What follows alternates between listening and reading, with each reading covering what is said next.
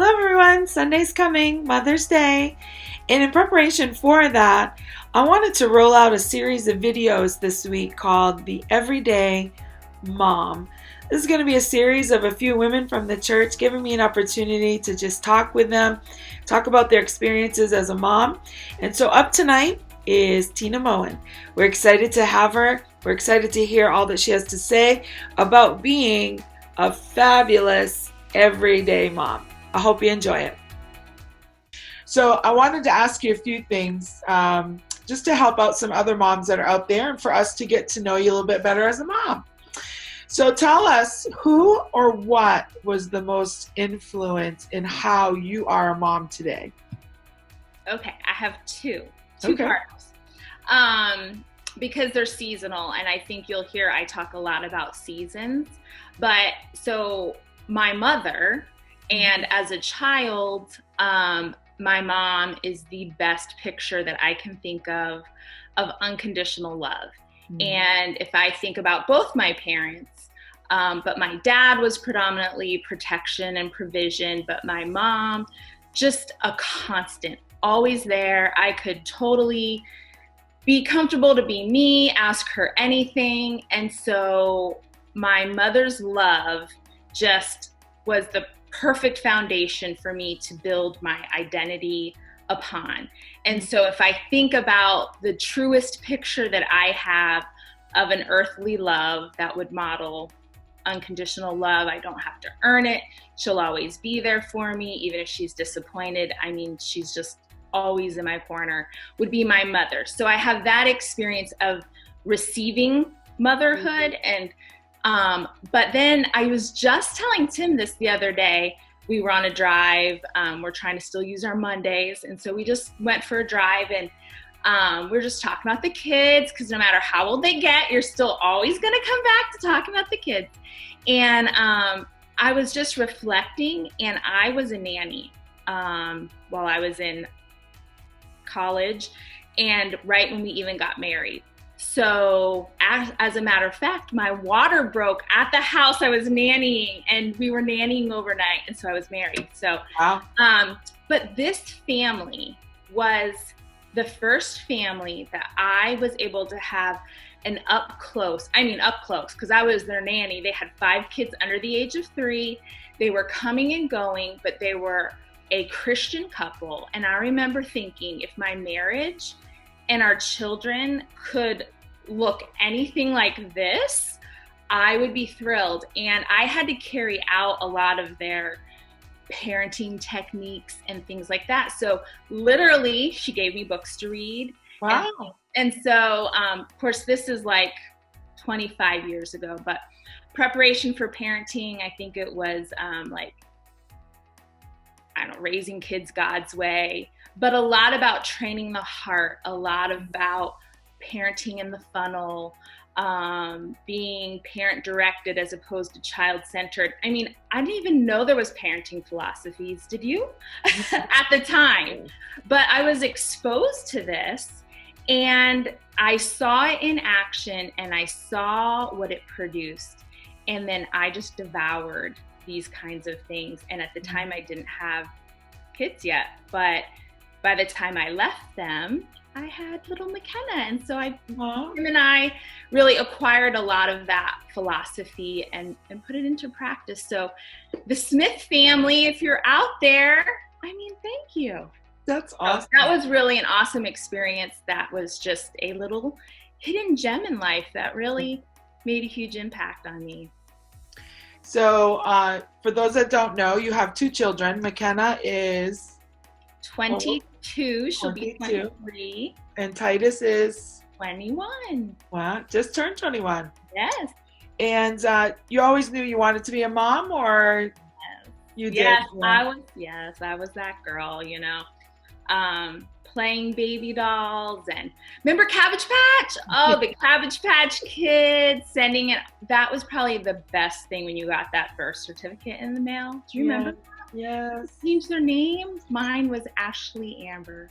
Oh. So, I mean, I had the diaper bag, the real diapers. My mom would get things at like garage sales, the real bottles. And yes, I was just awesome. all about kids and motherhood, That's and awesome. I want it to be a mom, and yes. So tell me one thing that you particular that would come to mind that you're probably most proud of that you yourself or you with Pastor have taught McKenna and Titus. Okay, so I'm at the further end of the spectrum of some of the younger ones. So just keep what you're doing when you're young. I would say I'm proud of a lot of things, but probably the overall that we created a lifestyle that has produced children that have grown into adults, because that is our purpose, right? We raise our kids to release them. And so there should be these steps along the way in this process. And truly, I think of the scripture, the greatest commandment, right? To love the Lord your God with all your heart, soul, mind, and strength, and to love your neighbor, love others as yourself. And to know that our children have become young adults that live their life, they love God, and they love people. And so while I am very proud of they've both proven to be achievers, they have a drive, and they want to accomplish things, my pride is less in tangible successes, but they are driven at the core by loving God and loving people. And I do think that Tim and I worked really hard to create a home, an atmosphere, a lifestyle that cultivated that. And I say lifestyle because it's not religion, even ministry. It's not a job that we do. It's a life that we live. Right. And we're seeing that evidenced in their life. And that makes me very proud. And so it's not so much the things or the what, but the who that they've become.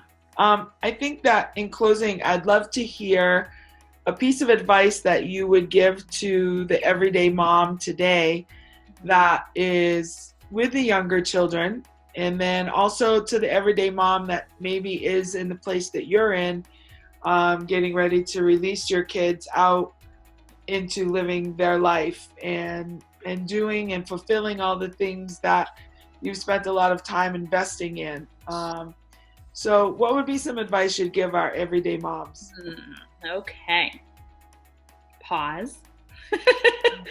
Breathe. It's okay. There's a saying, the days are long, but the years are quick. Yeah. And I know in the middle of the moment, it can just seem like, when is nap time? When is bedtime? When is, help arriving or what have you? But just be in the moment, savor it for what it is. One day your house will be clean, and you'll wish that they were around to mess it up, and you'll have all the pretties, and that's fun. Hey, I'm liking that stage. But when you're in that stage, embrace the stage for what it is. And I said about seasons, that was a real awareness that I had in my life's journey. And so the season that you're in, if you're a stay-at-home mom, then try to put at rest all your desires of if you were a career woman, right? If you're a career mom and you're unable to stay home, but you long to, try to put that at rest and do the best with where you're at. Savor the season you're in and the stage that you're in for what it is, which brings me to expectations. And expectations are a killer. Expectations will breed disappointment, will then, and this is some of my own self, breeds agitation. And then if not worked on, anger, it can turn into bitterness. And so where do those expectations come from? And are they even reasonable or realistic? At this time that we're in right now, what is normal, right? And so I think it's Maya Angelou says the quote about it's people don't remember what you say or people don't remember what you do, but people remember how you made them feel. Yeah. And what is the feeling of your home? Sure. Your kids aren't going to remember if it's messy. They're not going to know if it was grass-fed beef or what have you. You know, throw a blanket on the floor, pull out the crackers and the cheese or whatever's left, and have a picnic, and your adult kids will look back, and that will be a huge memory because you made this season fun. Yeah. So savor the moment. Try to kill expectations before they kill you.